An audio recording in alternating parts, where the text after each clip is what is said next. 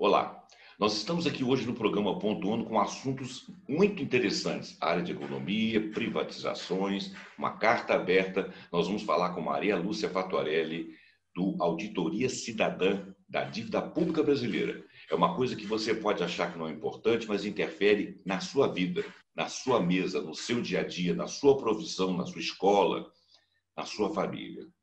É uma coisa tão interessante que nós vamos pedir, com toda a sabedoria da Maria Lúcia Fattorelli, que ela traga para nós, no nível que você possa entender todas as mazelas, todas as coisas que acontecem na República neste momento e que você, cidadão comum, você empresário, você trabalhador, precisa de saber, precisa de entrar no cômputo do seu dia a dia.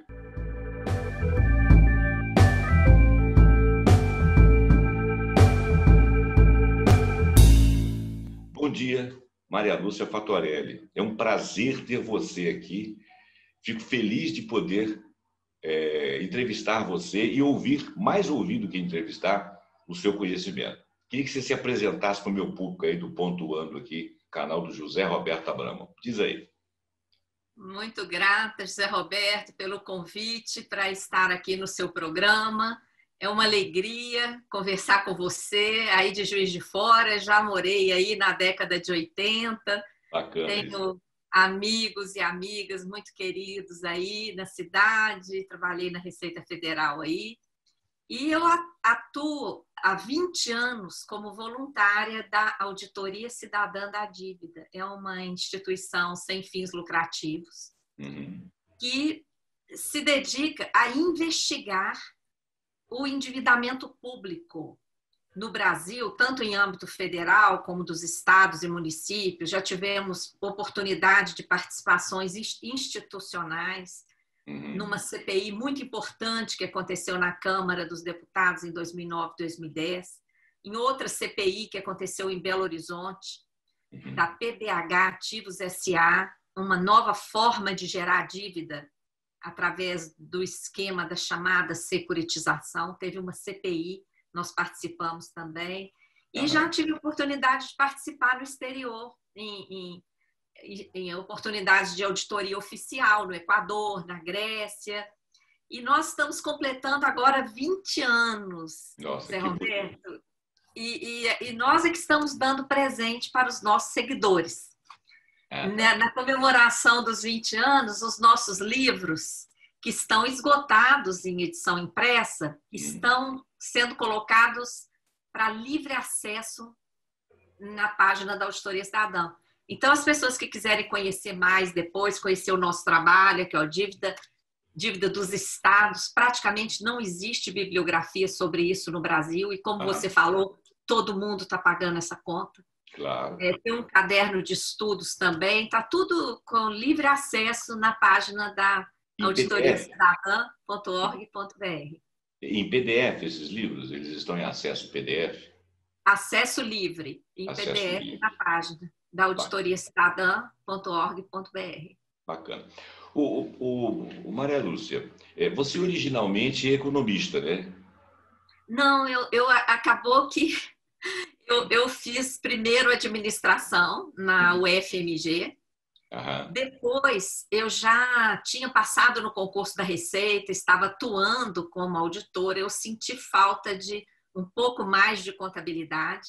E aí, em Juiz de Fora, na Machado Sobrinho, Faculdade Machado Sobrinho. Eu cursei mais 2 anos e diplomei também em Ciências Contábeis.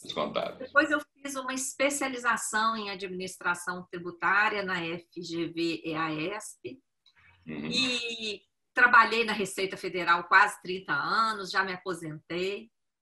A experiência, se eu tivesse ficado mais um semestre na faculdade, eu teria formado também em economia, Zé Roberto, mas... Às vezes não faz diferença, né? Porque o seu conhecimento, pelo que eu te acompanho aí nesses 10 anos aí, eu te acompanho mais ou menos uns 10 anos, você já tem 20 anos lá, né?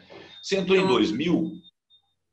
Sim, nós nascemos de um grande plebiscito popular que aconteceu no ano 2000, talvez alguma das pessoas se lembrem. Foi um plebiscito sobre a dívida externa na época. Ainda falava-se muito pouco em dívida interna, falava-se mais na dívida externa. E o plebiscito tinha 3 perguntas. Uma delas era: você concorda em continuar pagando a dívida externa sem realizar a auditoria prevista na Constituição? Porque a nossa Constituição Federal prevê a auditoria da dívida, que nunca aconteceu. E, veja bem, Zé Roberto, além do respaldo da Constituição, que prevê a auditoria, nós passamos a ter o respaldo de mais de 6 milhões de votos populares naquele plebiscito. Que bom.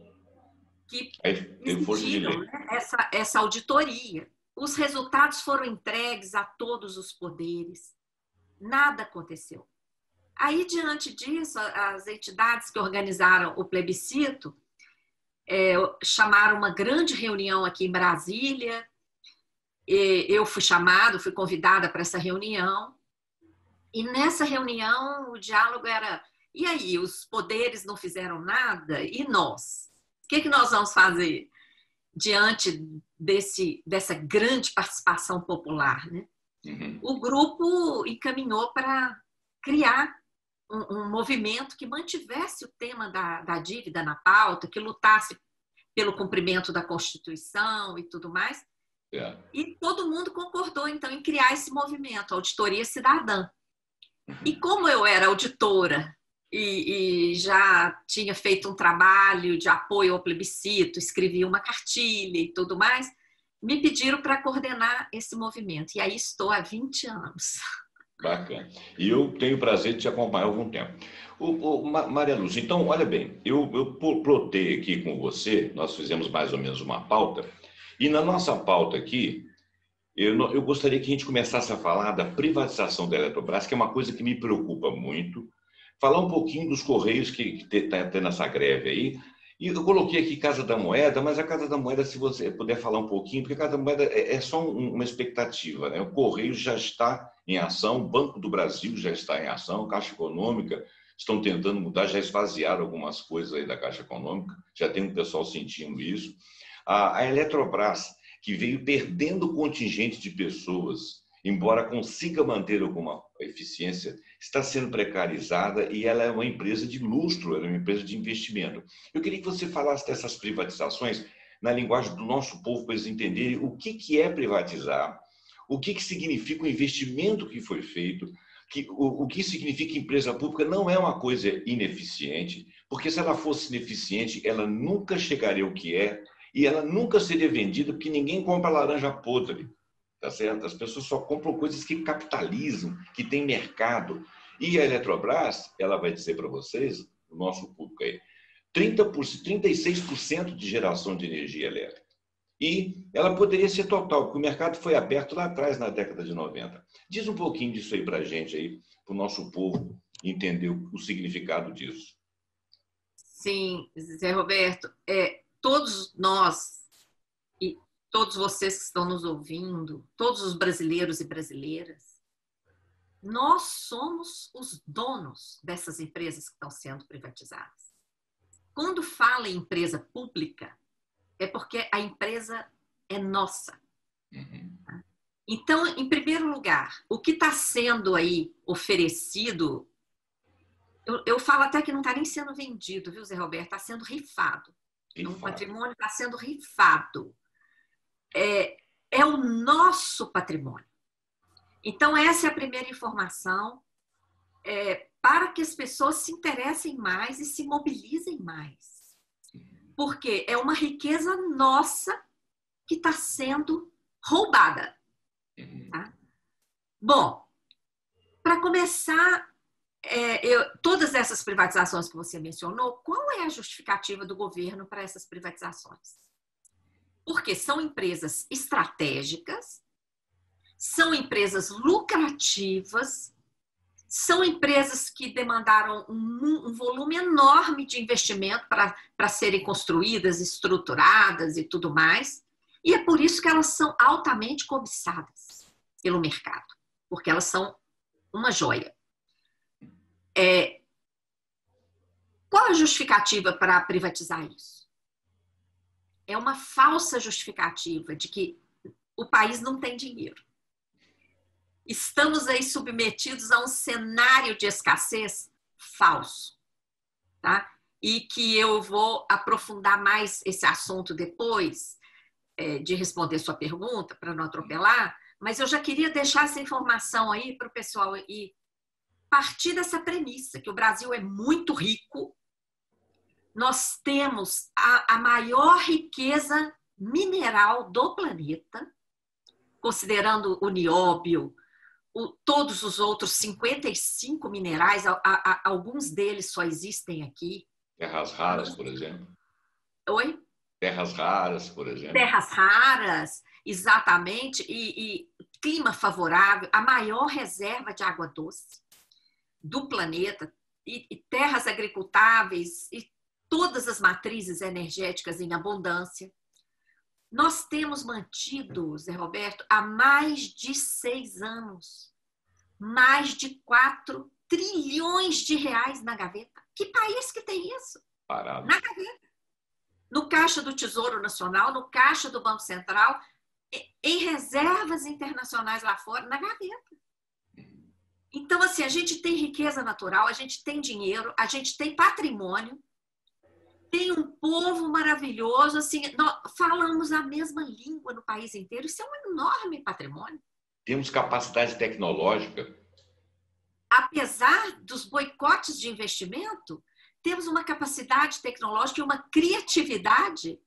Olha, tem brasileiros em tudo quanto é importante laboratório do planeta. Tá? Por causa da criatividade do povo brasileiro, é uma coisa impressionante, é reconhecida no mundo inteiro. Pois bem, diante dessa riqueza toda, qual é a justificativa para rifar nossas empresas? A desculpa que não temos dinheiro é falsa. A outra desculpa tem que pagar dívida. Dívida pública. Essa que nunca foi auditada e que tem crescido principalmente por meio de vários mecanismos sem contrapartida alguma em investimentos. E quem diz isso não é só a Auditoria Cidadã, não. É o Tribunal de Contas da União. Certo. Depois eu posso te enviar o link de uma fala do presidente, do representante do TCU no Senado para você inserir aí na entrevista, tá? Tá. Deixa eu só fazer um adendo. A dívida pública, se eu estiver falando besteira, você me corrige. A dívida pública, ela é uma dívida que, em tese, existe para que o Estado possa buscar dinheiro nas instituições e financiar os investimentos, não é isso? Esse seria o destino de uma dívida pública. Ela não é obrigatória, mas ela é um sistema de financiamento do Estado para que ele possa prover a população de tratamentos de saúde, pesquisas, trabalhos contra as zoonoses, trabalho de vacinação, essas coisas. Quer dizer, seriam investimentos em área de saúde, educação, essas coisas. A dívida pública, constitucionalmente, ela seria isso. Estou certo, é isso mesmo? Mas ela não tem sido orientada para isso. É só para o nosso público entender o que é dívida pública. Sim, é isso mesmo, Zé Roberto. Em tese, na teoria, todos os estados, os países, são autorizados a endividar, porque se o recurso que ele arrecada em tributo não é suficiente para todos os investimentos necessários, investimentos em infraestrutura, investimentos que demandam um aporte de recursos muito elevado, isso é que justificaria uma dívida pública. Buscar dinheiro no mercado para fazer investimento. Então, assim, a dívida em si, ela não deveria ser um problema, ela deveria ser uma solução. Ela deveria ser uma possibilidade do Estado acessar recursos para viabilizar investimentos importantes, necessários à população, que vai pagar a conta. Onde é que começa o problema da dívida pública? Quando a gente observa o estoque da dívida subindo, subindo, subindo. A chamada dívida interna agora já está em mais de 6 trilhões de reais. Impagável. E aí, o próprio Tribunal de Contas da União falou no Senado: essa dívida não serviu para investimento no Brasil.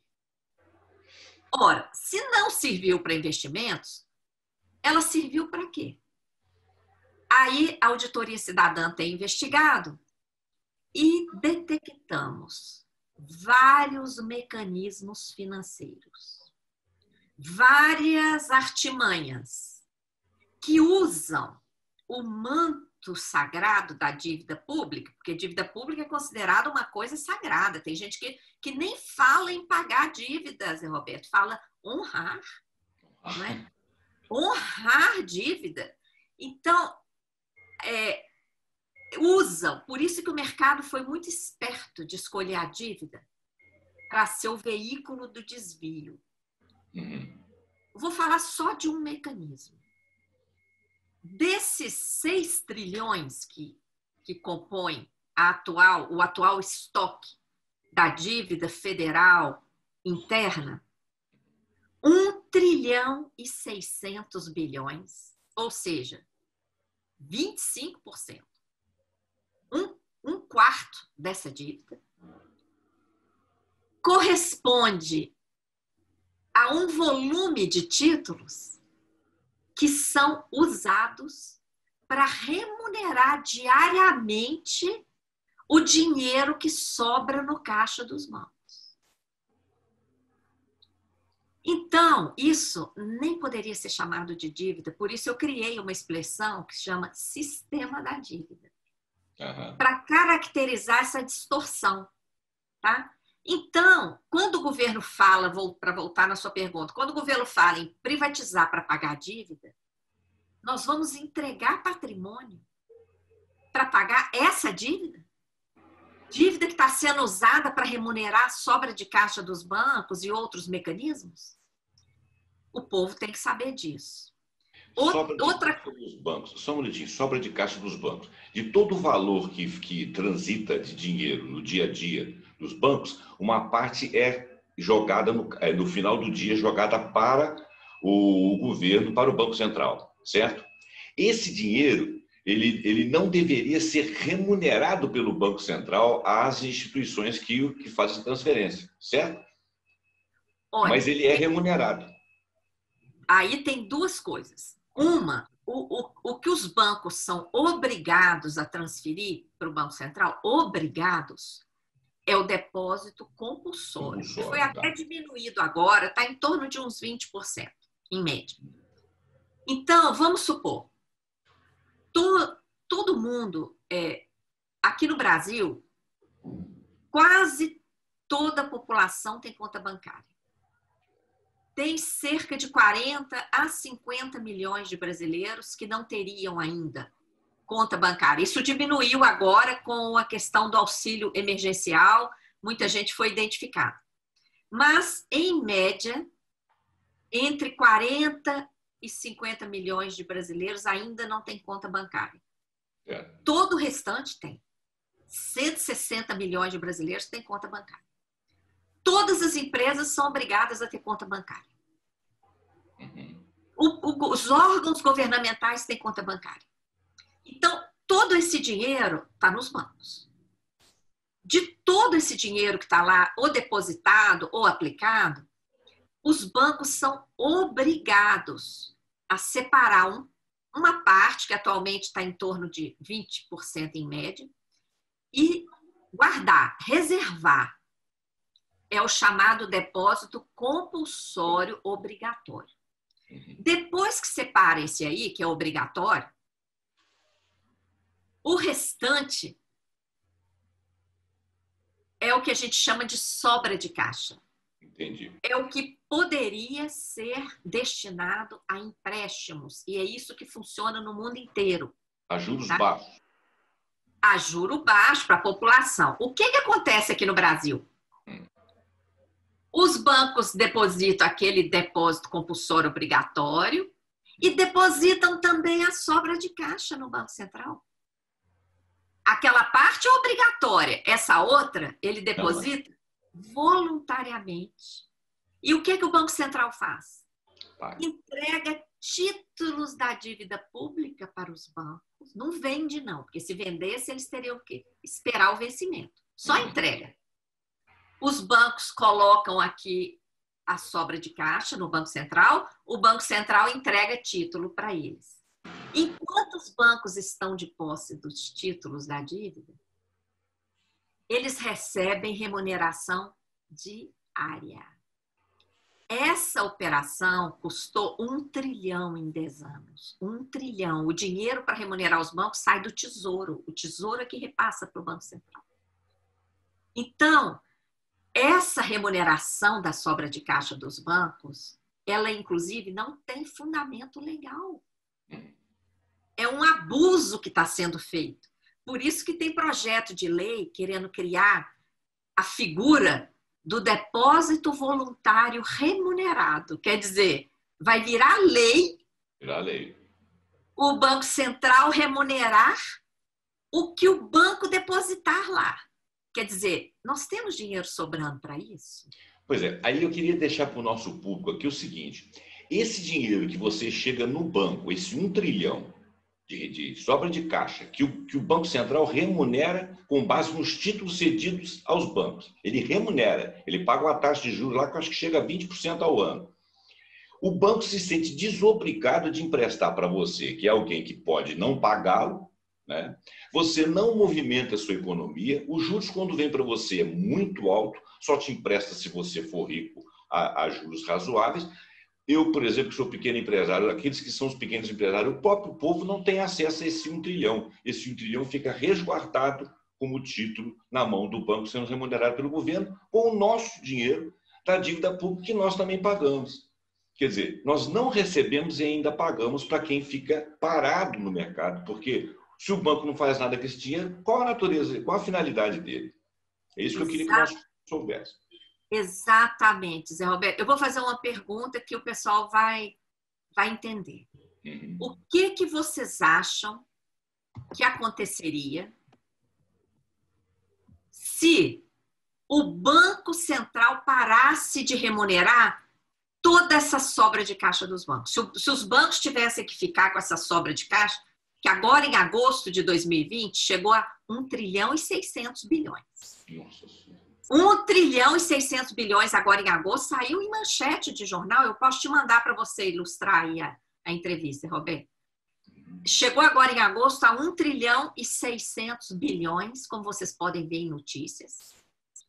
E o que vocês acham que aconteceria se esse dinheiro estivesse no caixa dos bancos e não esterilizado lá no Banco Central? Vocês acham que os bancos iam querer ficar com esse dinheiro na gaveta?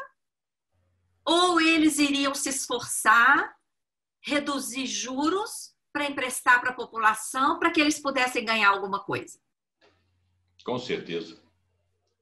Claro que eles iam. É o que os bancos lá fora fazem. Os bancos são importantes na economia, na Alemanha, na Inglaterra, na França, em todos os países centrais capitalistas, porque os bancos financiam projetos, inclusive projetos pessoais, projetos particulares. Só que no Brasil que não tem esse histórico, esse viés. E não tem por culpa do Banco Central. Essa política monetária suicida, que esteriliza 1 trilhão e 600 bilhões, gera uma falsa escassez de moeda, provoca elevação brutal do juro de mercado, e juro de mercado alto, como é aqui no Brasil, amarra tudo. Os pequenos, como você falou, não têm acesso a crédito. Agora, na pandemia, isso ficou provado. 600 mil empresas fecharam as portas no primeiro mês da pandemia. Tá? Quebraram. Por quê? Apesar do Banco Central ter liberado liquidez, os bancos não emprestaram. Por que eles não emprestaram? Entre correr risco e emprestar para empresas em plena pandemia ou receber a remuneração diária garantida pelo Banco Central, qual a opção que eles fizeram? Garantida. As compromissadas aumentaram esse ano de 1 trilhão e pouco, que estava no início do ano, para esse 1 trilhão e 600 agora em agosto, mês atrasado. É terrível. Então, assim, eu acho que deu para entender, né, Zé Roberta, que eu parei. Eu acho que o pessoal vai entender. Tá. E eu vou te mandar essa notícia para você inserir aí. No link, tá? Tá? 1.600 tri. Vou te mandar. Bom, então vou voltar para a questão da privatização. Então, voltando lá à sua pergunta das privatizações. A desculpa do governo de que tem que vender porque o Brasil não tem dinheiro é falsa. A desculpa que tem que vender para pagar a dívida é mentira, porque, primeiro, o valor que essas empresas estão sendo vendidas é muito baixo e a dívida está crescendo de forma exponencial por outros mecanismos que não adianta nada jogar esse dinheiro da venda das empresas lá, a dívida não vai baixar. E tem outro aspecto que eu quero chamar a atenção. Quando vende essas empresas, o governo só entrega o filé. Entrega a empresa, toda a estrutura, todos os ativos, todos os créditos a receber. Agora, o passivo, porque toda empresa tem um passivo, as dívidas, etc., essa parte das dívidas das empresas e o passivo, ela é transformada em dívida pública e o povo tem que pagar. Então, em vez de diminuir a dívida, como o governo alega, a dívida aumenta, porque o passivo dessas empresas passa a fazer parte da dívida pública. Então, a desculpa para privatizar, ela é falsa do princípio ao fim. E tem ainda a questão do patrimônio que a gente perde, né? No caso da Eletrobras, nós fizemos até uma live com um pesquisador da Eletrobras, e é impressionante, porque a Eletrobras, gente, é a maior empresa de energia elétrica da América Latina. É verdade. É uma potência, ela tem 125 usinas. Ela coordena, administra mais de 50% dos reservatórios de água do Brasil. Então, as pessoas têm que saber que quando a gente está falando da privatização da Eletrobras, nós estamos falando de entregar água para o setor privado, estrangeiro, bancos que estão comprando, pessoas que muitas vezes não entendem nada de energia elétrica, estão comprando porque para fazer negócio, para administrar como negócio, para ter lucro. E quando falamos da privatização da Eletrobras, nós temos que saber que nós estamos entregando o domínio sobre as nossas bacias hidrográficas. É preciso que a população saiba disso para ela saber o que está em jogo. Nós construímos mais de 70 mil quilômetros de linhas de transmissão. E quando volta ao planeta, né? Várias voltas. Quando falamos em linhas de transmissão, gente, é um investimento imenso em torres, naquele cabeamento que é caríssimo, transformadores. Tem aqueles, o pesquisador explicou mais detalhadamente, aqueles transmissores, né, que tem que ter de tempos em tempos, tem que ter ali o retransmissor, o ajustador ali, equipamentos de detecção de risco. Olha, é uma tecnologia, quando a gente fala em linha de transmissão, é um mega investimento que nós pagamos por ele. E fizemos, porque a tecnologia é nossa. E funciona. E hoje, 95% do povo brasileiro tem acesso à energia elétrica. Porque vários programas da Eletrobras dão prejuízo. Mas é para levar energia a comunidades distantes. Vocês acham que o setor privado vai fazer isso? Ele vai calcular onde é que eu tenho lucro, onde é que eu não tenho lucro. Azar desse povo aí. Não. Vai deixar para lá. Ô Maria Lúcia, inclusive, apesar de umas pelas outras, essa distribuição dá lucro aqui e prejuízo ali, o que pode ser chamado de ineficiente pelo setor particular, mas olha bem, a empresa Petrobras em 2018 teve 13 bilhões de lucro. Em 2019, ela teve 10 bilhões de lucro líquido, retirado todas as despesas. No primeiro trimestre desse ano, ela teve 5 bilhões de lucro. Então, totalizando 2 anos e 3 meses, ela teve 18 bilhões de lucro, mais ou menos até agora. E ela está sendo vendida pela bagatela de 16 bilhões. Exato. Com todo o investimento nosso, com todo o capital nosso, com toda a tecnologia nossa. Quer dizer, não se sustenta nenhuma tese. O que você vai fazer com 12 bilhões, com 16 bilhões, vendendo uma empresa que é lucrativa para bater uma dívida de 4 trilhões que se retroalimenta todos os dias? Isso é mentira, isso é falácia. É pegar um pedaço de ouro e jogar pela janela. Continua. Pois é, olha, não tem lógica. Então, assim, é mentira de ponta a ponta e um dano às finanças públicas brutal. Por quê? Se o setor privado se apoderar da Eletrobras, ele não vai fazer esse balanceamento aí que você falou. Ah, não tem problema, aqui eu tenho prejuízo, mas tenho uma justificativa social, uma justificativa industrial, soberana, etc. Né? Aqui eu tenho muito lucro, esse lucro aqui compensa o prejuízo que eu tenho aqui. Quando a empresa é estatal, ela raciocina assim. Quando é o setor privado, aqui eu tenho prejuízo, fecha. Fecha. Entendeu? E aí? Outra coisa, a energia vai passar a ser de domínio privado. Qual vai ser a decisão estratégica desse setor privado? Ele vai querer que o Brasil se desenvolva para competir com as empresas dele lá fora? Tem jeito de uma indústria fazer um investimento, desenvolver, se ela não tiver segurança energética?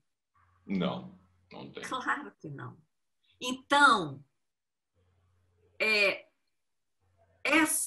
esse projeto de privatização que pega Eletrobras, Petrobras, Casa da Moeda, Correio, as empresas de informação, Serpro, Dataprev, porque é um pacote, né? Os bancos públicos que ainda restam, Banco do Brasil, Caixa Econômica.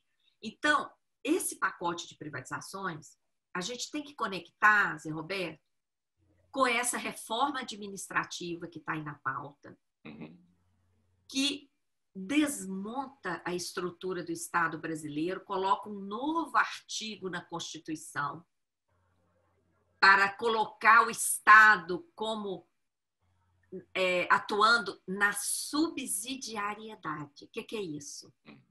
O Estado só vai atuar onde o setor privado não tiver interesse. E essa mudança que está lá na PEC 32, da reforma administrativa, ela está conectada com essas privatizações.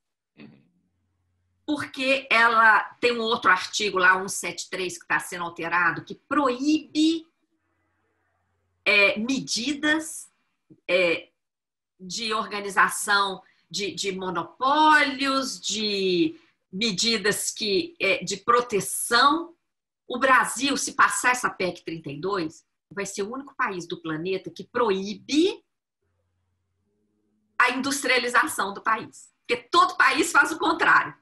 Todo país cuida, protege a indústria nacional, investe para que a indústria nacional se desenvolva, porque quando a indústria desenvolve, ela não só gera emprego, ela produz produtos para servir, né, a população, como ela demanda constantemente estudos, pesquisas tecnológicas, desenvolvimento, não é? Então, é muito importante para todo país ter indústria. E nós estamos num processo grave de desindustrialização. E agora essa PEC 32, conectada com o fim dos bancos públicos, onde os industriais ainda conseguiam principalmente os pequenos, algum apoio, e conectada com essa privatização da Eletrobras, é o fim, é a recolonização do Brasil e a sua redução a um mero fornecedor de matéria-prima agrícola e mineral para outros países. O BNDES, por exemplo, que é um banco de fomento, né, banco de investimento, ele é um dos primeiros bancos que foi combatido. Logo quando o Temer entrou, ele separou aquele Meirelles lá, separou 100 bilhões e colocou no Tesouro. Quer dizer, não vai haver nenhum investimento. O BNDES, ele financiou algumas obras importantes das empreiteiras que acabaram agora na Lava Jato. Ninguém se preocupou de proteger o nosso mercado externo de tecnologia nacional lá fora. As empresas foram dizimadas. Não estou dizendo que os donos não são ladrões, ou que foi que a diretoria fez corrupção. Ladrão, nem sei se é a palavra correta, mas eu não sei se houve uma versação. O fato é que elas eram campeãs de tecnologia e ombreavam lá fora. Alguns contratos eram financiados pelo BNDES. 100 bilhões foram colocados no Tesouro. Fizeram uma auditoria. O próprio governo Temer fez uma auditoria. Ele próprio concluiu que os contratos eram lícitos. Os contratos do BNDES eram lícitos. E outra coisa, estampados lá na página do BNDES. Esse BNDES que eles querem privatizar, ele vai financiar o quê? As privatizações. Tem financiado as privatizações. Por que o nosso Banco de Fomento não financia a mim e a outras pessoas que são os pequenos e financia a privatização de um bem público? Isso não entra na minha cabeça. O povo precisa saber disso, né? Não, isso não entra na cabeça de ninguém porque não tem lógica.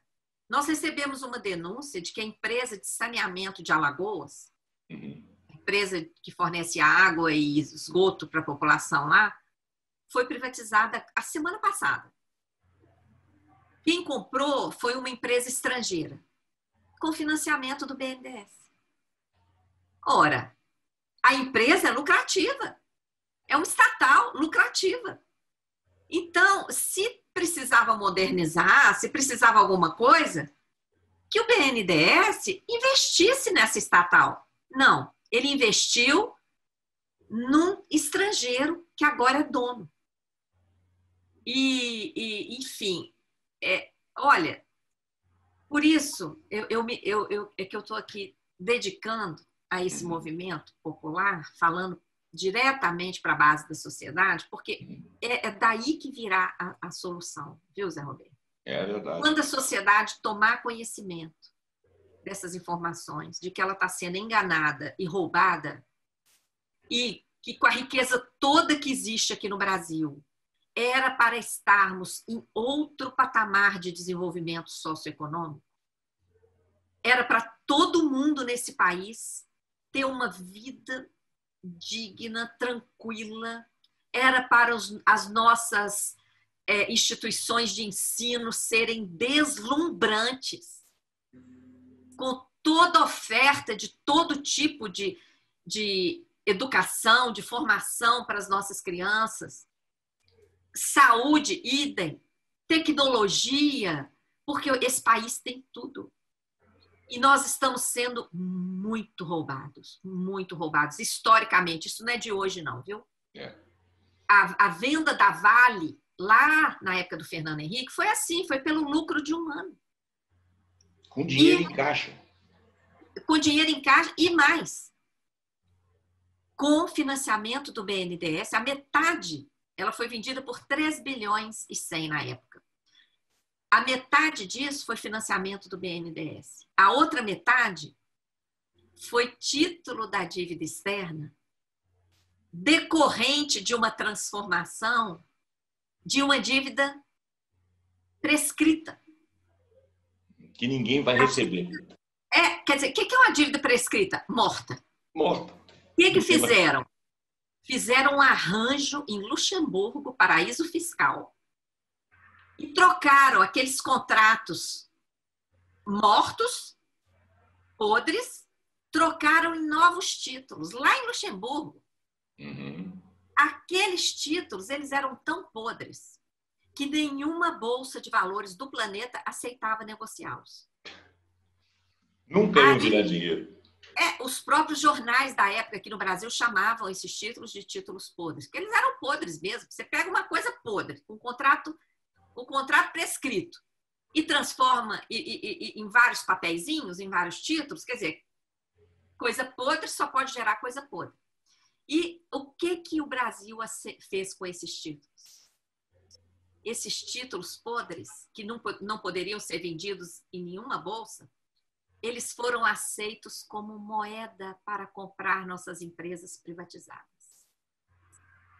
A metade da Vale do Rio Doce foi paga com esses papéis podres, tá? E a outra metade, financiamento do BNDES. Então, a Vale foi dada de presente. Foi doado. Uma coisa que as pessoas não entendem, por exemplo, outro dia teve um canal de uma emissora internacional aqui do Brasil que fez uma preleção através de uma moça muito bem explicadinha, uma moça muito simpática, de que o exemplo da privatização da Vale, da eficiência do setor privado, e mostrou os números, né? E falou assim, mas o brasileiro não deixou de ser dono da Vale.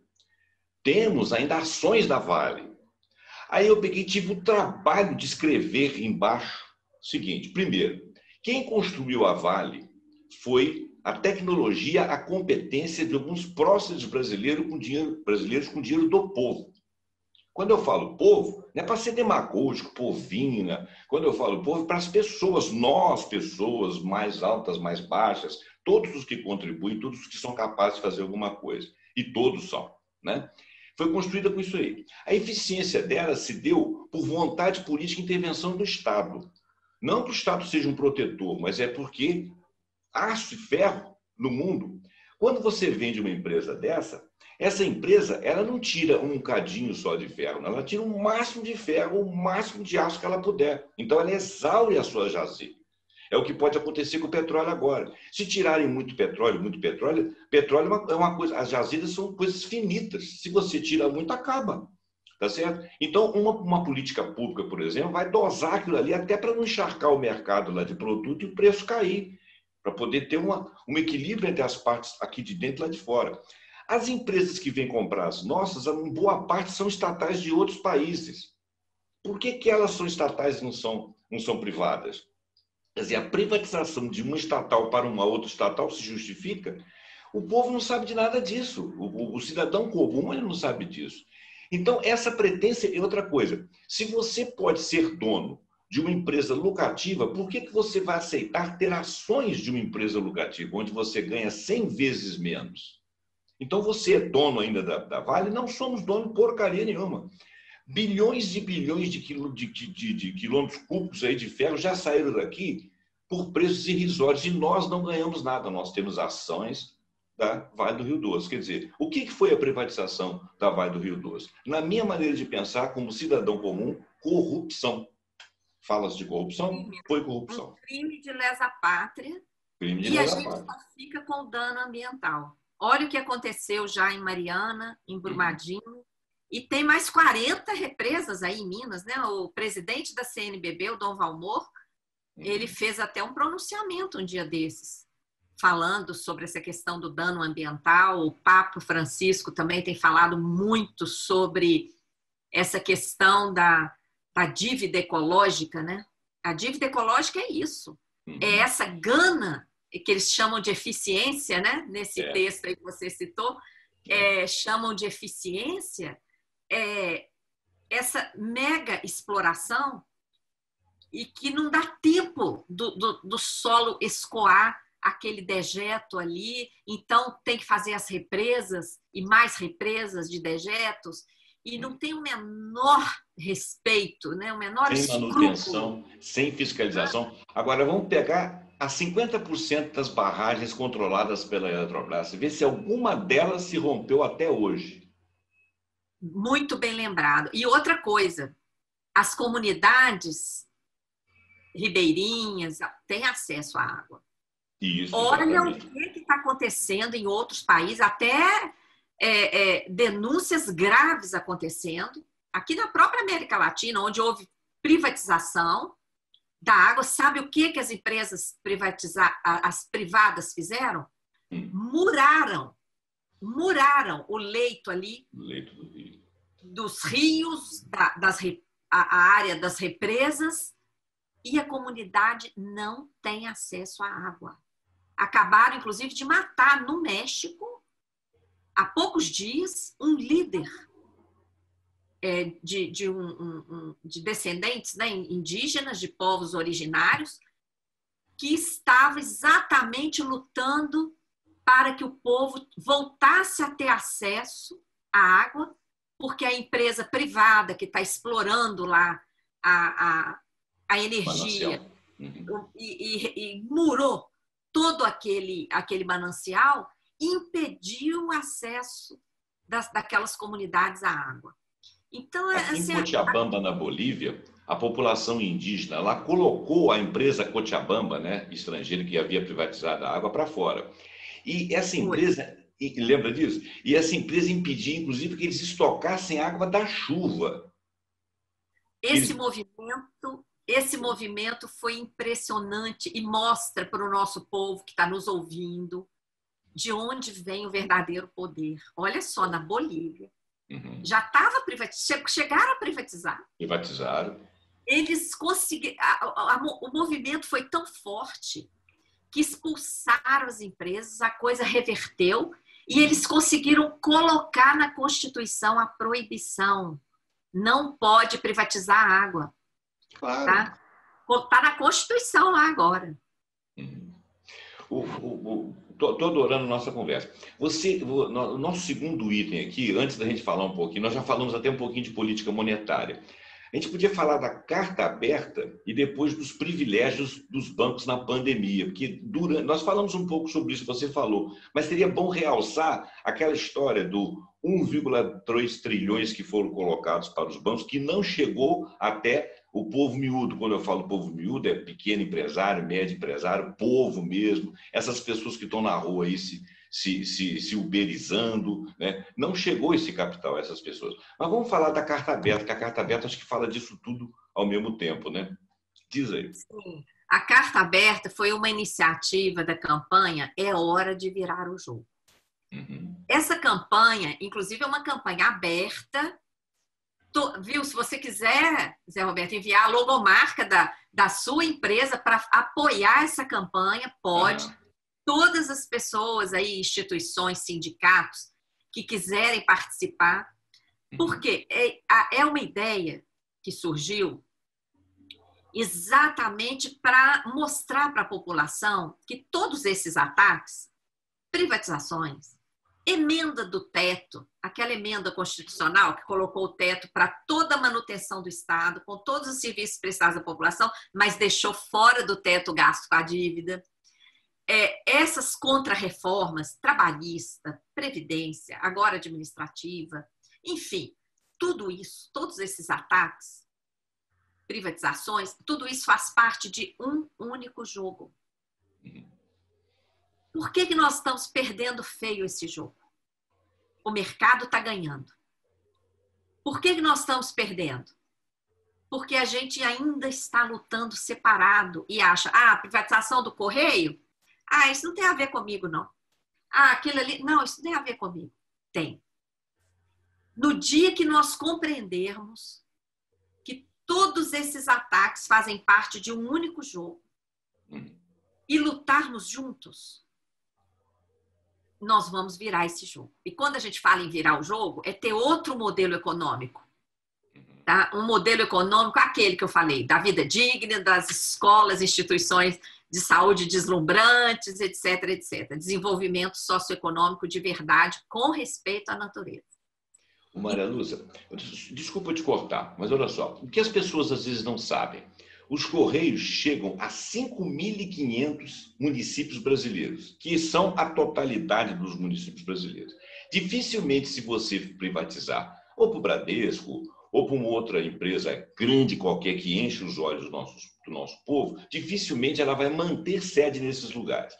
Os Correios, eles fazem controle na época das eleições, eles fazem banco postal, eles chegam a lugares que não tem desenvolvimento econômico nenhum, então se você tirar ele de lá, fica sem qualquer outra matriz de desenvolvimento, sem comunicação com o mundo, porque a internet não chega lá também.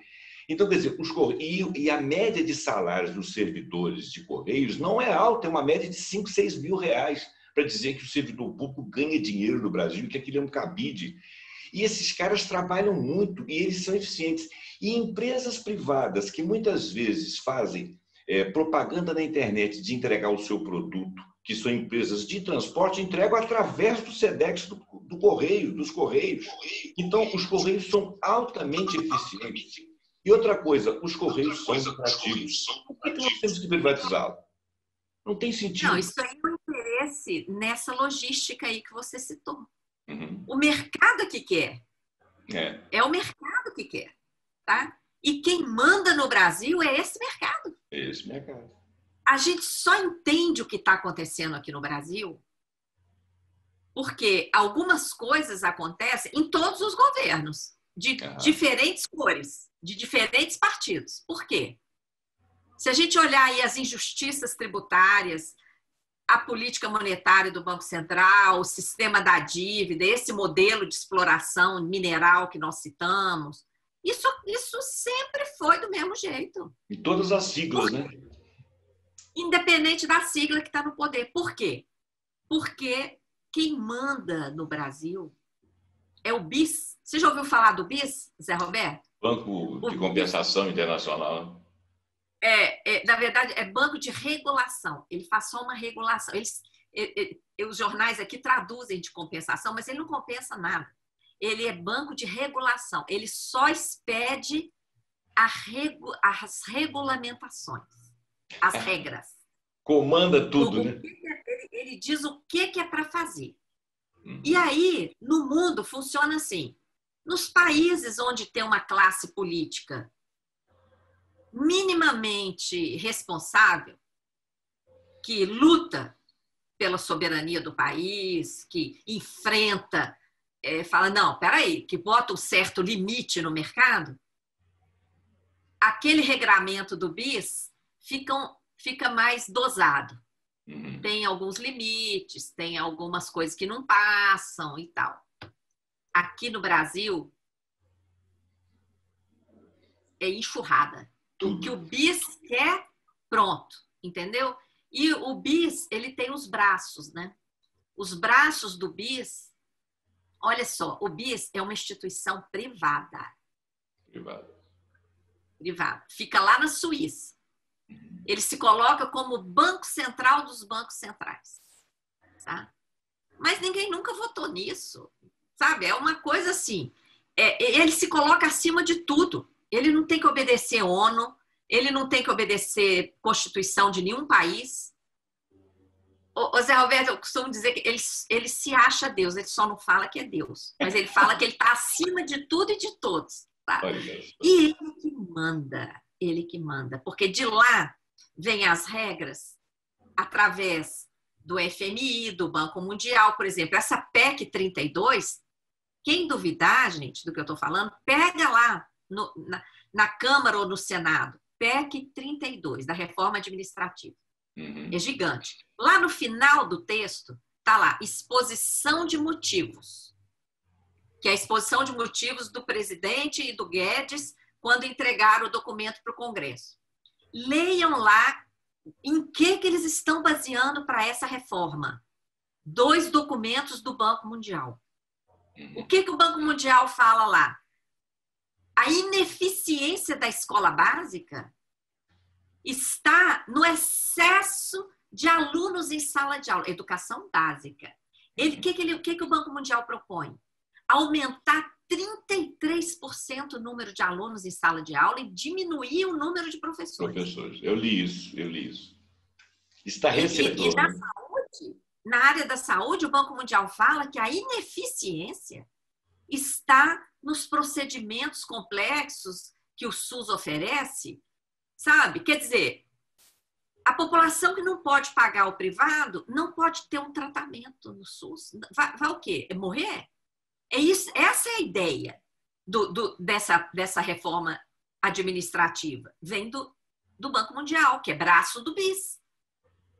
Tá? A política monetária do Banco Central, que você citou também, é toda ditada pelo BIS. E aqui ela entra, assim, sem restrições, porque não tem resistência. A gente não vê esse debate. Em alguns pontos, eu procuro e só vejo a gente da Auditoria Cidadã debatendo alguns pontos, como a luta contra a PEC 10, que veio aí durante a pandemia. aquela que autorizou o Banco Central a comprar papel podre de banco, à vontade, sem limite, podendo usar trilhões. Foi a Auditoria Cidadã que lutou contra, o Eduardo Moreira também lutou contra.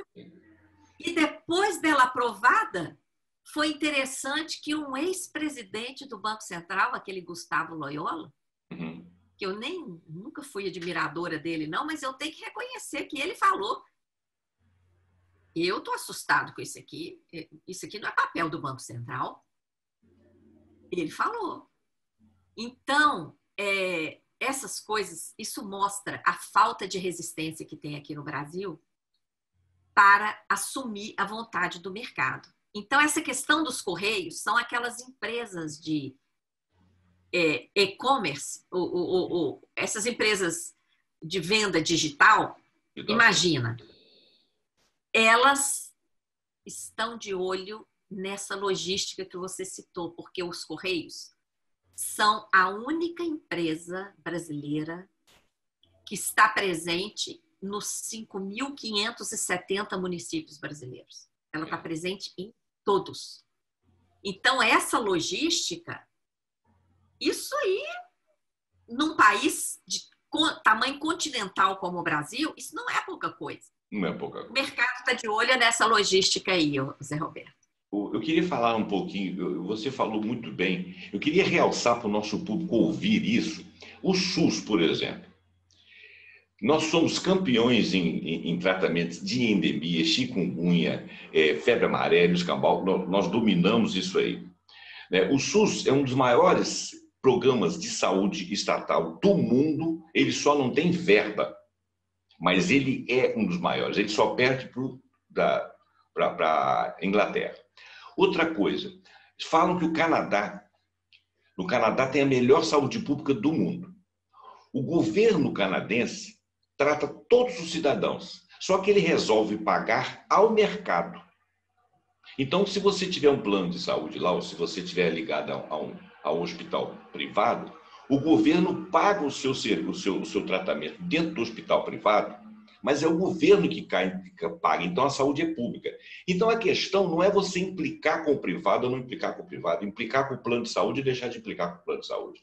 O problema é o seguinte: é dever do Estado, se é um Estado rico como nós somos, se nós soubermos versar bem as verbas, prover a saúde pública. Agora, o custo, o dinheiro vai para qual setor? Pode até ser para os planos de saúde, desde que seja uma coisa afinada, não tenha corrupção, né? Agora, você diminuir o atendimento ao pessoal. A pessoa, quando tem um plano de saúde, ela pensa que ela não depende do SUS, né? Então, olha, tem cirurgias que o camarada faz até aqui e ele não para a cirurgia porque o plano de saúde só paga até aqui, não. É porque ele sabe que, por lei, o SUS é obrigado a bancar o resto. E você que está deitado lá fazendo a cirurgia, você não sabe disso. Então, fique sabendo. Você que paga um plano de saúde caro, você que é um classe média, que acha que é uma pessoa, né, bem posicionada, que você é bem assistido, que você... Não, você não é, você depende do SUS. Quando tem controles nacionais de zoonoses, de doenças, inclusive AIDS, essas coisas, quem faz é o SUS. Não é o seu plano de saúde, por melhor que ele seja, eu não estou falando contra, eu só estou mostrando que é um bem do Estado, que a população merece receber o tratamento e que nós não temos que melhorar aportes piorar aportes de valores para procedimentos mais complicados, porque nós somos cidadãos de menor categoria em relação ao mundo. Se o mundo avançou e nós temos tecnologia, por que o banco, o BIS, acha que nós podemos ter procedimentos menos sofisticados para atender a nossa população? Quando eu falo população, eu não estou falando da classe baixa, não, que as pessoas acham que o pobre pode sofrer tudo. Eu estou falando da classe alta para baixo, porque todos dependem disso. Você concorda comigo? Concordo. E se essa PEC 32 for aprovada, vai acabar a saúde pública no Brasil, vai acabar a educação pública no Brasil. Nós vamos inaugurar aqui um período de verdadeira barbárie, porque a pandemia mostrou agora a importância do SUS. O que teria sido da nossa população sem o SUS, agora nesse período de pandemia? Exatamente. A tragédia teria sido muito maior, não é? Outra questão, essa reforma, ela está sendo apresentada em fases, exatamente para não mostrar o alcance dela. Então, agora ela está sendo mostrada só ali na Constituição, e as fases 2, 3, que já foram anunciadas, o Guedes declarou os documentos sigilosos. O jornal Globo pediu acesso aos documentos pela Lei de Acesso à Informação. O Guedes falou que enquanto a PEC 32 estiver tramitando no Congresso, esses documentos não podem ser divulgados. Por que não podem ser divulgados, minha gente? Porque se forem divulgados, o povo vai entender qual é o alcance dessa PEC 32. Por isso que nós já estamos denunciando a partir das pistas que estão aqui, porque ali no texto constitucional estão as pistas. Agora, as dicas, né? Agora, o que vai ser mesmo, que é uma demissão em massa, porque vai acabar apenas umas pouquíssimas carreiras vão ser consideradas carreiras de Estado, pouquíssimas. Todas as outras carreiras técnicas, administrativas, etc., vai acabar a questão de concurso, vai acabar o regime jurídico único e vai poder demitir com muita facilidade. Com essa desculpa que eles usam de que não tem dinheiro para tudo, né? Não tem dinheiro, tem que rifar patrimônio, vai falar que não tem dinheiro e tem que mandar o pessoal embora e deixar tudo aberto para o setor privado operar. Que não vai ser eficiente, que não tem visão social.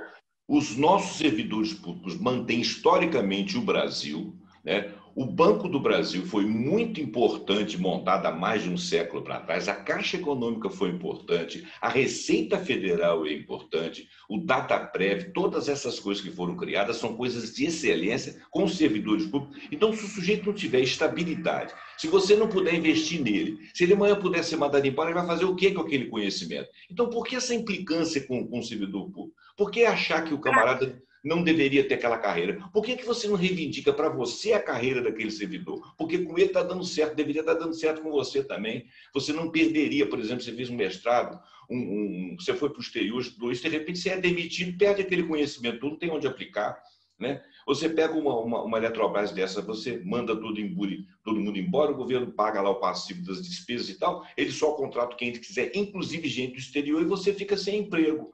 Né? Com todo o seu conhecimento, você vai fazer o que com isso? Aonde que você vai trabalhar? Você vai ser aceito no exterior? Quer dizer, isso não é coisa de povo que está morrendo de fome, isso é coisa de brasileiros, de todos os estratos. Então as pessoas têm que abrir os olhos para isso e apoiar a sua iniciativa, né? E não fazer críticas, inclusive. Aliás, eu queria que você falasse agora as críticas da Auditoria Cidadã.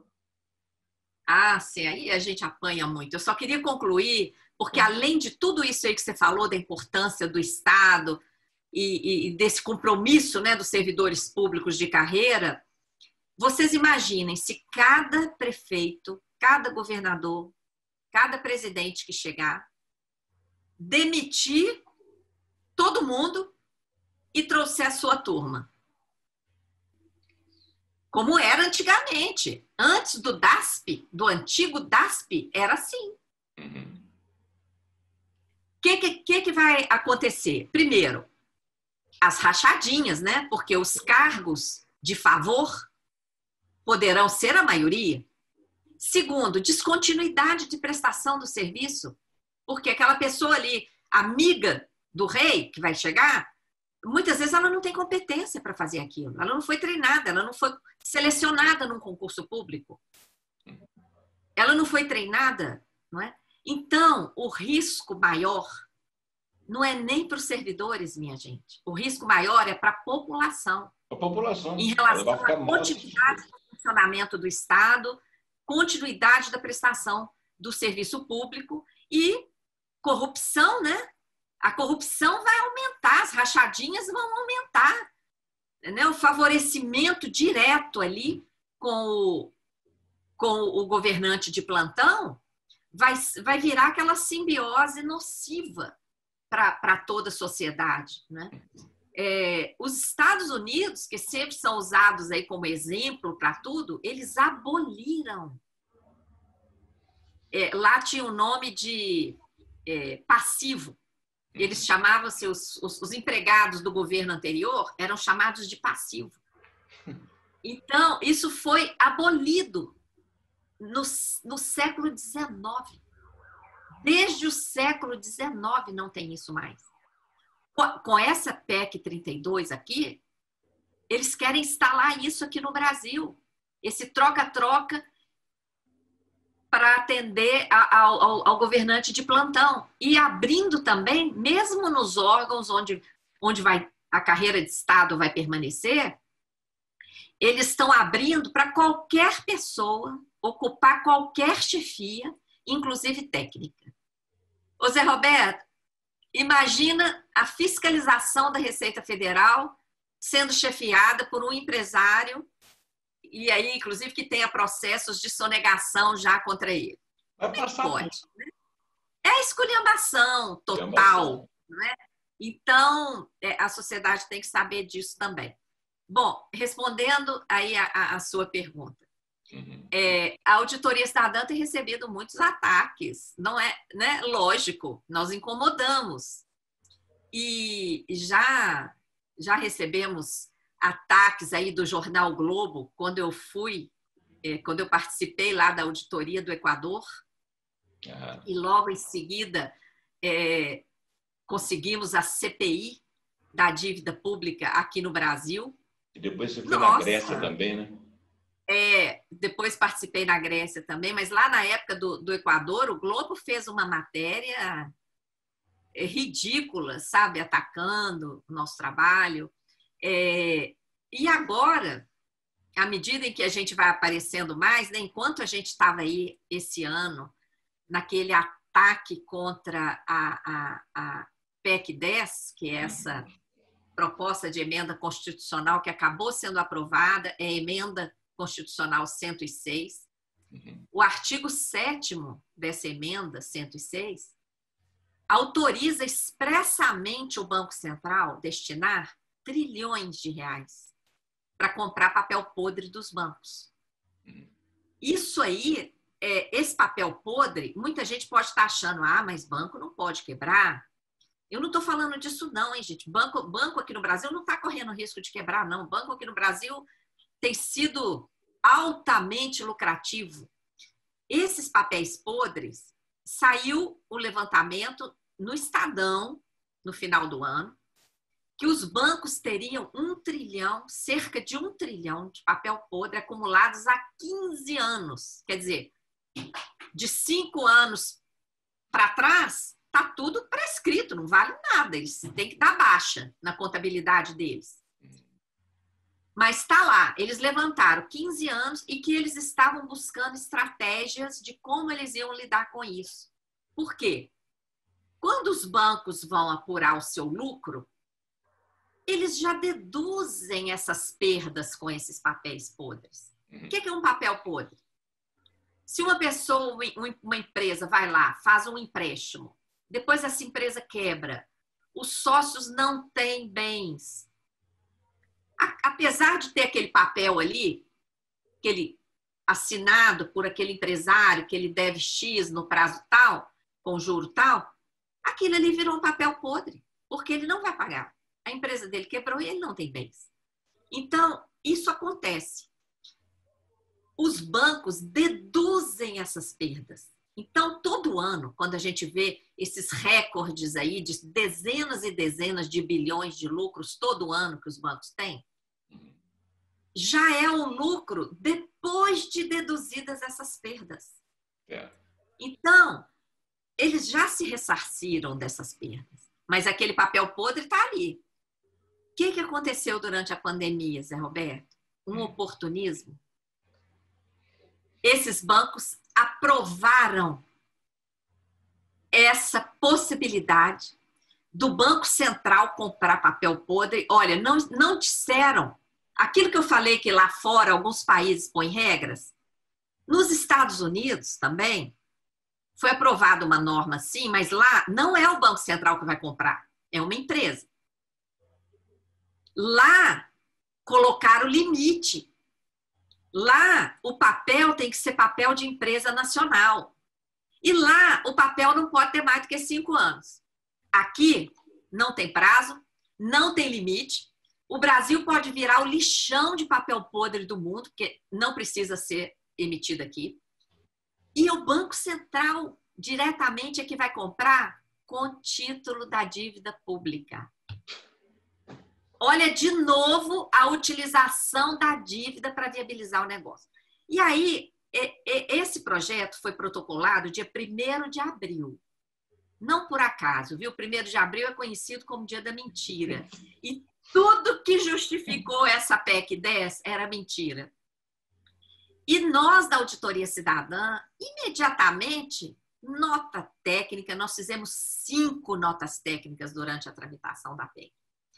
Nota técnica, alerta, vídeo, textos, zap para os parlamentares, porque estava todo mundo confinado, né? Senão a gente estaria lá dentro do Congresso. Mas, em pandemia, foi esse movimento virtual. Nesse contexto, começaram a pipocar os ataques. Inclusive ataques de pessoas aí que se dizem desenvolvimentistas, mas são operadores de mesas de fundos, entendeu? De investimento, quer dizer, atividade de banqueiro. Atacando a auditoria cidadã e pagando para seus vídeos ficarem aí em evidência contra nós. Tá? Um dos ataques que nos fazem é que aquele gráfico famoso da auditoria cidadã, eu tenho até ele impresso aqui, ó, esse está lá na página, daí quem está vendo não vai enxergar os números, mas esse aqui é o gráfico do orçamento da União, o orçamento federal. Esse amarelo que vocês estão vendo aí é o gasto com juro e amortização da dívida. Em 2019 foi 1,38 trilhão, quase 40% do orçamento foi para isso. A saúde, que a gente estava falando, ficou em 4,2%, a educação com 3,4%. Ó, o país inviabilizado. E olha o privilégio dessa chamada dívida pública que está servindo para aqueles mecanismos que a gente falou. O verde ali é a Previdência, né? Seguridade Exatamente. Social. Essa aqui é a Previdência que atende a mais de 60 milhões de famílias. Cuja reforma foi feita em cima da ideia de que não tinha como se financiar isso. Mentira, porque o amarelo mostra que nosso Estado paga bancos e não paga Previdência. E outra coisa, na Constituição... Aqui, ó, e dinheiro da Previdência, dinheiro da Seguridade Social, as contribuições sociais, historicamente têm sido desviadas para através da DRU. Da DRU. Como é que chama? DRU é... Desvinculação das receitas da União. Algumas empresas ficaram com sobra de caixa exatamente porque tiveram 30% como é que é, DRU? Desoneração. Desoneração. Quer dizer, foram desoneradas. E não investiram esse dinheiro, ficaram para si, ficaram com lucro. Pois é, a desoneração liberou várias empresas de pagar a contribuição. Agora, além disso, do que é arrecadado, Zé Roberto, um pedaço é mordido através da chamada DRU, que desvincula. Por que desvincula? Porque a contribuição social que financia a Seguridade, ela tem a sua destinação vinculada. Então, o governo vai lá e desvincula um pedaço.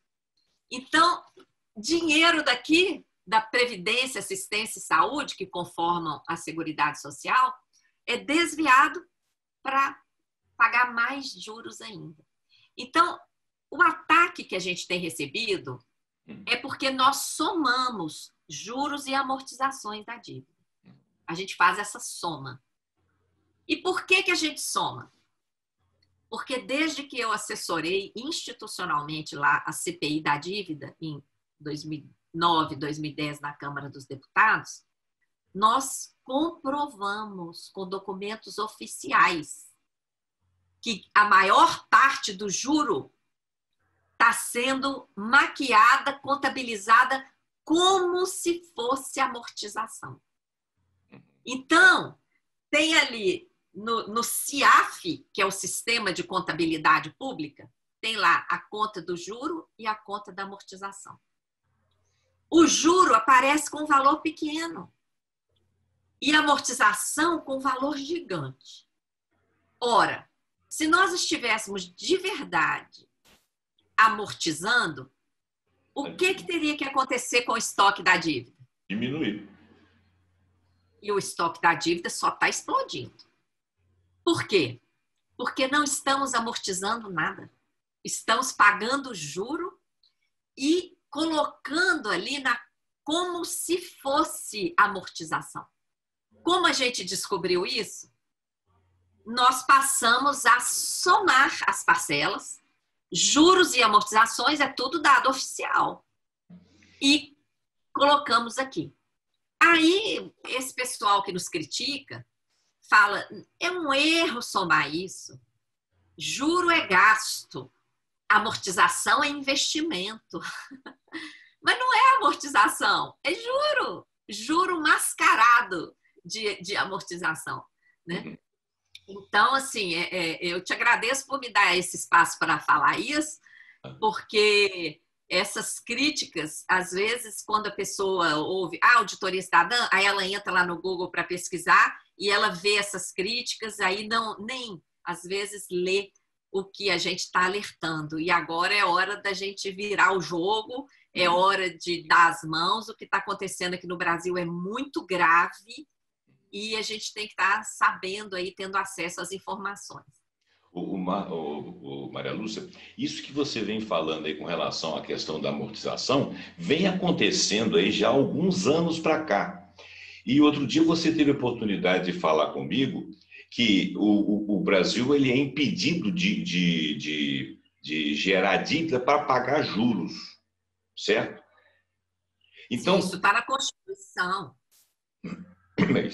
Ele não pode gerar dívida, quer dizer, eu não posso dar um título para alguém pegar dinheiro e pagar juros com isso, porque eu estou contratando nova dívida. E essa amortização aí, ela é um mascaramento disso que está sendo feito, tá certo? Porque, na realidade, aquele valor, aquele importe não é para amortização, é um dinheiro que saiu através da dívida pública, que entrou ali e ele é devido, quer dizer, é juros pagando juros. E por isso que aumenta o estoque da dívida. Não é isso? Perfeito. Olha, a Constituição, lá no artigo 167, inciso 3, ela proíbe emissão de títulos para pagar despesas correntes. O que está lá na Constituição? Só pode contratar nova dívida para despesas de capital. E o que é isso? Despesa corrente e despesa de capital. Despesa de capital são os investimentos que nós começamos a falar lá no início da entrevista. Os investimentos em infraestrutura, investimentos de interesse da população, investimentos... O que também é considerado investimento? Amortizar a dívida. Porque aí você fica livre de uma obrigação e reduz o pagamento do juro. Então, é considerado um investimento. Amortizar a dívida é considerado um investimento, tá? Porque você está ficando livre do juro que incidia sobre aquele pedaço que você amortizou. Então, quais são as correntes que não podem ser pagas com emissão de título, a não ser, tem uma exceção, a não ser que o governo faça um projeto específico, submeta ao Congresso, explique onde que vai gastar, tá? E o Congresso analise e decida que de fato, vai ter que emitir dívida para aquela despesa corrente. Tá? É um processo excepcional. Em regra, não pode. O que tem acontecido aqui na prática? Faltou dinheiro para despesa corrente ali. Despesa corrente é gasto de manutenção e juros. Então, faltou dinheiro para despesa de manutenção ali com educação, que o governo faz? Corta programas de pesquisa, corta bolsas. Aqui em Brasília, o governo chegou a fechar um instituto federal, porque não tinha dinheiro. A desculpa é que não tinha dinheiro. Na saúde, mesma coisa. Interrompe cirurgias. Os materiais não chegam lá no SUS, etc, etc. Alguém aí já ouviu falar que faltou dinheiro para pagar juro? Nunca. Juro da dívida? E juro é despesa corrente. Por que mais que é essa? Nunca faltou dinheiro para pagar essa despesa corrente? Só falta para pagar as outras despesas correntes? Por que nunca faltou para pagar a despesa corrente do juro? Porque todos os governos emitem título, pagam o juro e vai lá, contabiliza de amortização. Isso é feito lá no Tesouro Nacional, está no Ministério da Economia, isso está sendo feito. Outra coisa que é feita e que o povo precisa saber. O Tesouro emite título, dá de graça para o Banco Central. O Banco Central não paga por esses títulos. O Tesouro, além de dar o título de graça, paga juros ao Banco Central. E o que o Banco Central faz com isso? Repassa aos bancos. Entrega para remunerar a sobra de caixa dos bancos, que é aquilo que a gente já explicou. É uma mamata. Tem um vídeo da campanha É Hora de Virar o Jogo, se eu não me engano é o vídeo 14, que deve estar sendo divulgado hoje ou amanhã, só sobre a política monetária do Banco Central. Eu deixo o convite aí para os seus seguidores depois acessar, porque as pessoas acham, não, entender de política monetária, isso não me afeta. Afeta. Você paga juro alto por causa dessa política monetária, os produtos que você compra estão mais caros, porque aquela indústria, aquele comércio que está envolvido com a produção daquele produto e comercialização precisou acessar empréstimo mais caro e joga o custo do empréstimo no produto. Então, todo o custo de vida no Brasil fica encarecido por essa política monetária suicida que está sendo praticada pelo Banco Central. Já há algum tempo que os governos das várias siglas estão patrocinando o desinvestimento. A gente, em estatais, em pesquisa, etc. Inclusive, redução de pessoal ou não abertura de novos concursos e cursos. Isso está acontecendo por aí, porque nós temos 4 milhões empossados lá no Tesouro do Banco Central, mas nós não podemos usar porque ninguém explica por que nós não podemos usar. Nós não tivemos tempo de falar aqui quem é a Petrobras.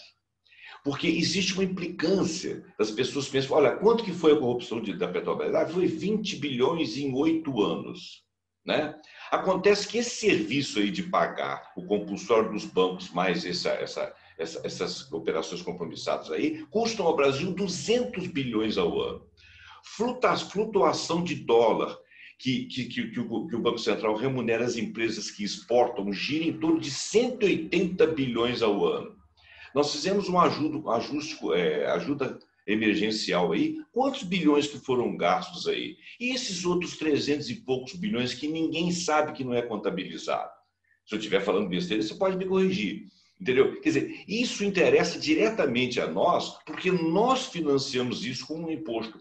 E esse gráfico que você mostrou aí da pizza, aí, que 40% é pago à dívida pública e menos de 20% para a Previdência e os outros avos que estão ali, da onde que sai o dinheiro desse orçamento?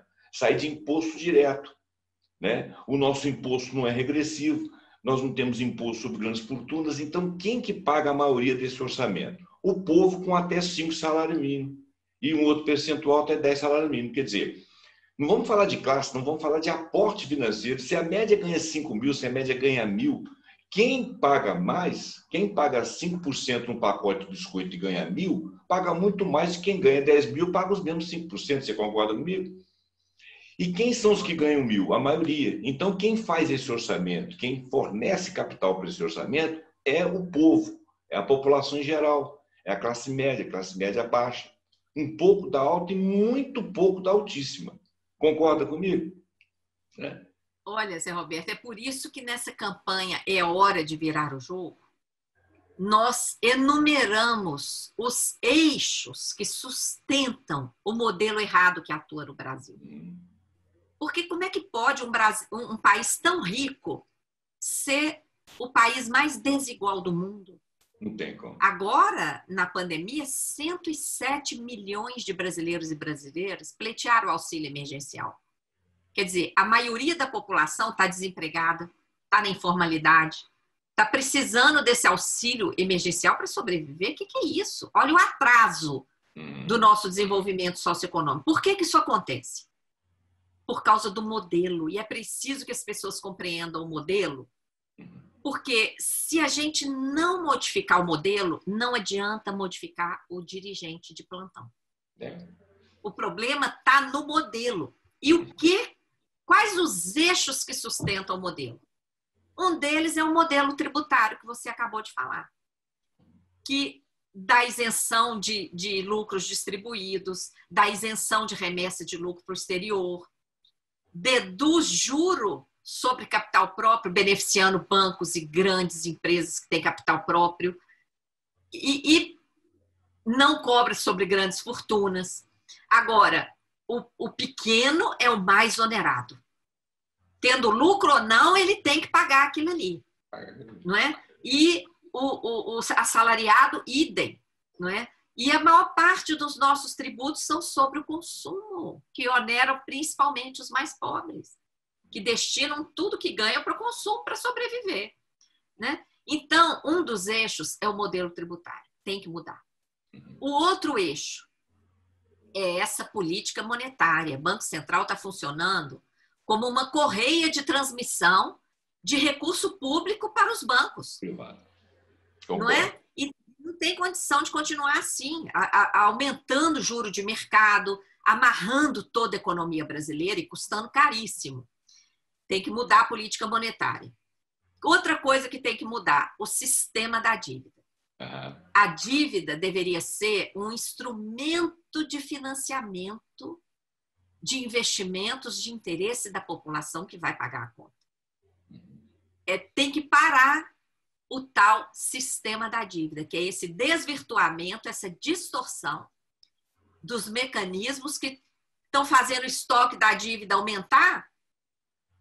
Vai aumentar com o Banco Central comprando os papéis podres aí, vai aumentar trilhões. Nossa. E aí? O que nós vamos ter que entregar a Amazônia para pagar os trilhões? Essa é que é a ideia. Entregar água. Aí, então, a dívida aumentou trilhões. Qual que é a contrapartida? Papel podre, prescrito.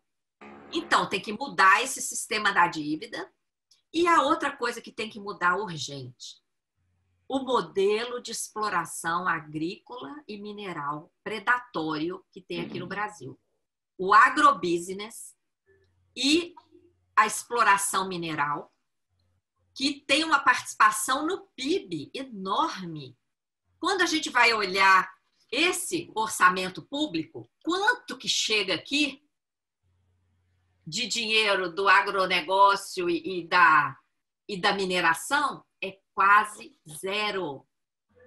Os royalties que o Brasil cobra são os menores do planeta. A gente só fica com dano ambiental. E quem tá lucrando muito são as grandes corporações privadas que estão explorando essas atividades. Tá? E sem o menor apreço ao povo brasileiro, haja vista agora o aumento do preço do arroz, sem justificativa, em plena pandemia. Por quê? Tá? Porque acabaram com os estoques reguladores, né? Acabaram. Você falou, aquele Márcio lá do sindicato, lá, numa live que você fez, ele falou assim, quando você exporta soja, você está exportando água.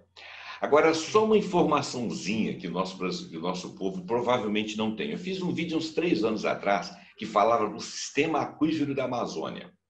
Nós temos 150 quatrilhões de quilômetros cúbicos de água que daria para prover isso aí no sistema amazônico, né? Vai até lá embaixo nos Andes ali e passa em 20 e poucos por cento por outros países, mas 90%, 80% dentro do Brasil.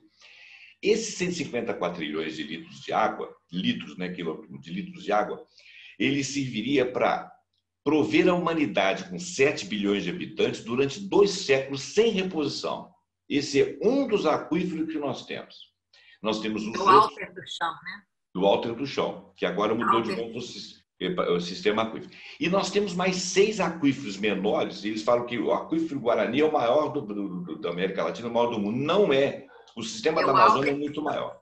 Então, quando você perde a Amazônia, você não perde só biodiversidade, vegetação, rios aéreos, transpiração, não, e povos, e animais. Você perde água também, você perde bacia, entendeu? Nós não sabemos de nada disso, somos ignorantes disso tudo, né? Não sabemos a nossa riqueza, né? E boa parte desses aquíferos e dessas águas já foi privatizado. Você deve saber isso mais do que eu, né? Já foi privatizado desde o governo Temer, tá certo? Então, quer dizer, nós só estamos perdendo, porque não temos dinheiro. E 4 milhões lá parados, nós só temos perdendo. 4 trilhões. 4 trilhões. Então, o que é importante, desculpa se eu estou sendo panfletário aqui, mas o que é importante as pessoas raciocinarem nesse momento? Que o trabalho da auditoria cidadã é de esclarecimento, não está vinculado a partido político, não está vinculado a... Está vinculado à política porque existir é algo político, né? Você tem que ver os interesses do seu país, não que os outros não mereçam, mas do seu país, da sua nacionalidade. Se nós somos ricos, por que o usufruto não é nosso? Né? Se nós temos velhos, se nós temos trabalhadores, se nós temos competência, se nós temos tecnologia, por que o usufruto não é nosso? Por que tem que ser dado para os outros? Porque foi estimado no mundo que existe o cachorro e nós somos o rabo. E o cachorro sempre balança o rabo nunca balança o cachorro. A gente tem que deixar de ser rabo. A gente tem que ter mais amor próprio. E não adianta ficar falando assim, você está falando isso porque você é do partido tal, você está falando isso porque você é do partido tal. Eu não apoio nenhum deles, porque nenhum deles até agora fez aquilo que eu acho importante, que é o que a Auditoria Cidadã está falando e está tentando fazer. Então, tem o meu apoio. Eu espero que tenha o seu também. Estuda isso aí. Tira esse negócio de partido político da cabeça. Tira esse negócio de liderança. Não tem nenhuma liderança salvadora. A única que vai salvar alguma coisa de nós é o povo, as pessoas. Como fez lá em Cochabamba. E os indígenas se rebelaram, botaram o pessoal para fora e o governo teve que mudar as leis. É a única forma. E não precisa ter revolução, não precisa ter arma na mão, não. Basta ter número e consciências. É isso que nós precisamos. Tá certo? Isso mesmo. Muito obrigado aí por tudo que você tem feito aí. Essa não é a única e última vez que eu vou te chamar. E depois a gente podia armar um esquema aí para alguém vir explicar o histórico da Petrobras. Tem aquele senhor, o Estrela, né? Você outro dia participou de uma live com ele, não? O Felipe Coutinho, presidente da AEPET, da AEPET, atualmente. Eu tenho assistido os vídeos a Associação dos Engenheiros da Petrobras. Olha, é impressionante. E essa decisão do Supremo ali, concordando com o esquartejamento da matriz, é uma coisa assim, que deixa a gente triste. Com sentimento de orfandade, né? Brutal. Agora, temos que continuar lutando. Claro. Porque o Supremo autorizou, mas a venda ainda não aconteceu. E nós temos que lutar para manter as nossas refinarias, porque elas fazem parte da matriz, elas fazem parte da empresa. Foi uma estratégia aí para burlar aquela outra decisão do Supremo, que falou, não, a matriz não pode ser vendida sem passar pelo Congresso. Tentaram outra. O que fizeram? Estrategiaram, separaram ali as refinarias, quer dizer, uma estratégia exatamente, claramente, para burlar o que o Supremo havia decidido. E aí, o mercado, de novo, né, com a sua força, foi lá, a tendência, os ministros começaram votando contra, né, interromperam o julgamento algumas semanas e depois os 6 votaram a favor. Né? Agora, o povo que é dono da Petrobras, né, tem que lutar para não deixar rifar essas refinarias, porque essas refinarias vão fazer o refino e elas vão decidir para quem vender. E se decidir que não vão vender aqui no mercado interno? Como é que a gente vai ficar? Fica para o estrangeiro. Tudo nosso tem que ser do estrangeiro. E eu vou te pedir para a gente voltar aqui, e se você puder me encaminhar alguém que dê números para o nosso povo entender, na linguagem do povo, números. Porque esse negócio de ficar falando assim, estatal não é ruim, elefante branco, isso é bobagem. Argumento é número. Número histórico de números. O resto é blá, blá, blá. O que eu falar aqui, você, por exemplo, traz números sempre. O que eu falar aqui, que foi apenas a minha opinião, aquilo que eu fiquei sabendo e que não tem referência nenhuma, não vale de nada. O que vale são números. Então, eu vou te convidar para voltar aqui na companhia dessa pessoa da Petrobras, se você conseguir me ajudar. Eu estou com medo do nosso tempo aqui, senão o Zoom vai cortar o meu sinal. Maria Lúcia, foi um prazer estar aqui com você. Eu te acompanho, te assisto.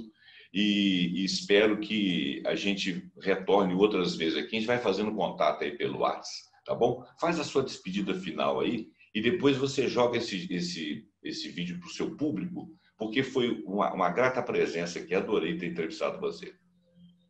Muito grata pela oportunidade. É um prazer conversar contigo e com o seu público. E vamos seguir adiante.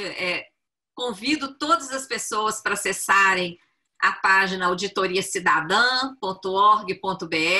Bem no alto lá da página está em destaque a campanha É Hora de Virar o Jogo. Toda semana temos novos materiais. Acessem, enviem sugestões. Se quiserem enviar logo, fazer parte da campanha, será um prazer, porque é assim que a gente vai mudar. Sair desse cenário de escassez que não tem nada a ver com o Brasil e partir para a nossa realidade de abundância. Com vida digna, desenvolvimento socioeconômico, a gente tem que acreditar e lutar para isso. É isso que a gente faz. Bacana. Forte abraço, contamos com vocês. Gente, então, olha, eu vou terminar o programa antes que o Zoom corte o meu sinal. Agradeço a Maria Lúcia Fattorelli. Ela veio aqui para te esclarecer. Passa esse vídeo para frente. Tudo que foi dito aqui só tem um caráter político de luta de pessoas, não de partidos políticos. Vamos lutar e vamos vencer. Um abraço a todos e muito obrigado.